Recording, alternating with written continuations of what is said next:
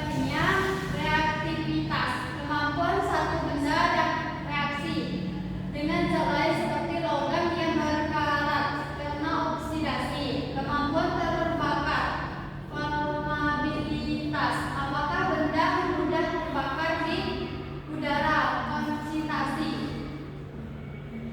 Tingkat racun suatu zat, kestabilan kimia, kemampuan suatu benda untuk tetap stabil dalam kondisi tertentu tanpa mengalami perubahan kimia.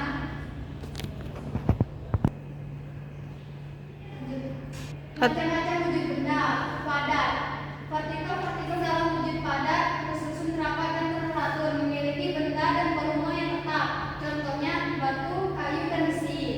Cair. Partikel dalam wujud cair lebih longgar dan dapat bergerak bebas dibandingkan dalam wujud padat, memiliki volume tetap tapi bentuknya mengikuti bentuk wadah yang ditempatinya. Contohnya air, minyak, dan susu. Gas. Partikel dalam wujud gas bergerak sangat bebas dan tersebar jauh saat satu sama lain, tidak memiliki bentuk volume tetap dan mengisi seluruh ruang yang terisi.